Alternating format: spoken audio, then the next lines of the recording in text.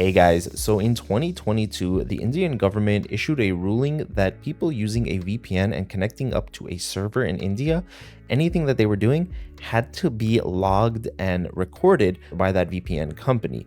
So that meant that anything people were doing, any websites you were visiting, that was going to be tracked by the VPN provider, and the Indian government would be able to get it. And at the time, there was a lot of backlash to these new regulations, so it was pushed off and it didn't start getting implemented until now. Apple and Google have just removed a few different VPNs from their app stores. They didn't want to log any information about their users, so they were just removed from the App Store. And that means that going forward, if you want to access content that's only available in India, let's say you want to watch shows or movies on Jio Cinema, then you're really going to have two options. Either have everything that you're doing tracked and available for the Indian government to see, or you can use a VPN that has a no logs policy, meaning that they're not keeping any user information local on their own servers, like this one over here, NordVPN. And you have to make sure that that VPN has also taken the right steps in order to make sure that they don't have to comply with these regulations. So there are 3 different VPNs that I can recommend that have done this already,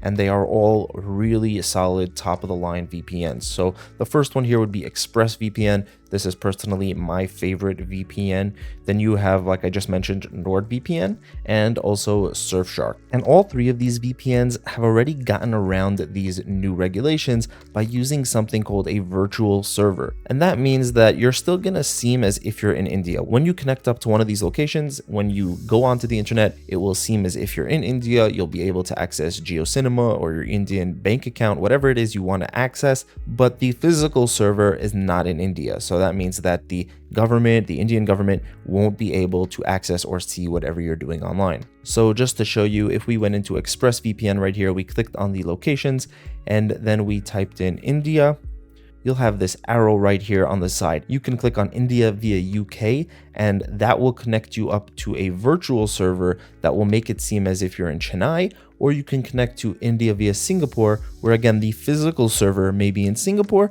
but when you go on the internet, it'll actually think that you're in New Delhi. So you don't have to think about it too much. It's not too complicated. The bottom line is that if you want to make it seem as if you're in Chennai, go with the UK option. If you want to make it seem as if you're in New Delhi, go with the Singapore option. But both of these have already been set up in a way that the Indian government won't be able to access anything that you're doing online. And ExpressVPN does have a no logs policy. All of these VPNs have a verified no logs policy, meaning that they are not keeping any personal information local on their own servers. It doesn't even exist. And next up is NordVPN. Like I mentioned before, we can just go here, type in India, and it'll say Mumbai virtual. Again, the actual server is not in India, but when you connect up to it, any website you visit will think you're in Mumbai.